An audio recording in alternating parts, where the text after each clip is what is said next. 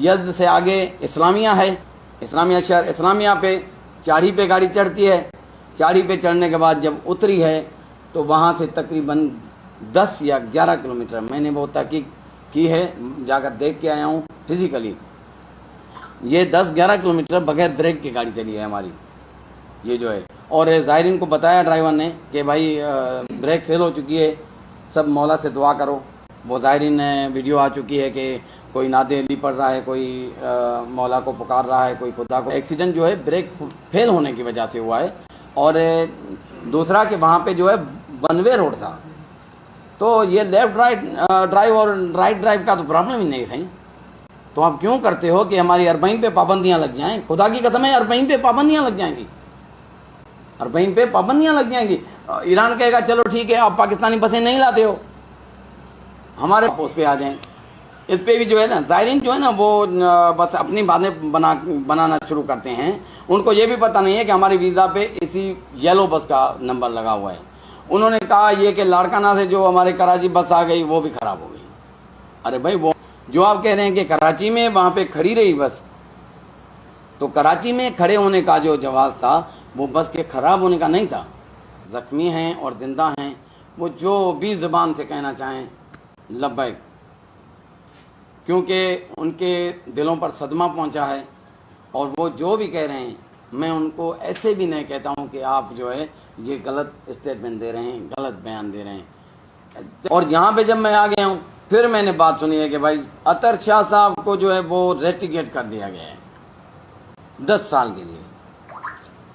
सच्ची बात यह है कि मैं थोड़ा घबरा गया, यार हो सकता है सदा। मैं तो रजिस्टर सालार हूँ अल्हम्दुलिल्लाह ईरान कौंसलेट का। ईरान कौंसलेट में मैं बराह रास्त पासपोर्ट लेकर अंदर जाता हूँ। रजिस्टर सालार ऐसे करते हैं कि खुद पासपोर्ट अंदर लेके जाते हैं, हम अंदर जाके, जिसको आप ड्रॉप बॉक्स होल्डर भी कह सकते हैं, मैं खुद जाकर वीज़ा लेता हूँ ईरान का। मैंने ईरान कौंसलेट का उस वक्त ही नंबर मिलाया। भाई ये खबर चल रही है, क्या आपने बगैर तहकीक के, मैं तो नहीं समझता कि ईरान ऐसा करेगा। ईरान का बहुत बड़ा निज़ाम है सही, मैं तो नहीं समझता ऐसा करेंगे बगैर तहकीक के। आपने ऐसे कर दिया। कहा कि कब भाई, हमने तो कभी नहीं किया, नमी तो नमन आगा। उन्होंने फारसी में कहा हमें कुछ मालूम ही नहीं है आगा।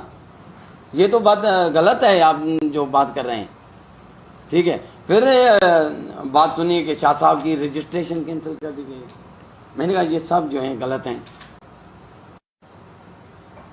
मैं कभी भी ज़ायरीन के लिए गलत बंदोबस्त नहीं करता हूँ, नाकारा बंदोबस्त नहीं करता। 1,45,000 में भी वही डीएमसी करवाई है मैंने जो 1,80,000 वाले ने करवाई है, ठीक है सही। अच्छा, मैं 1,45,000 क्यों ले रहा हूँ और दूसरे क्यों उनने अल्लामा साहब को मैं साबित करना चाहता हूँ।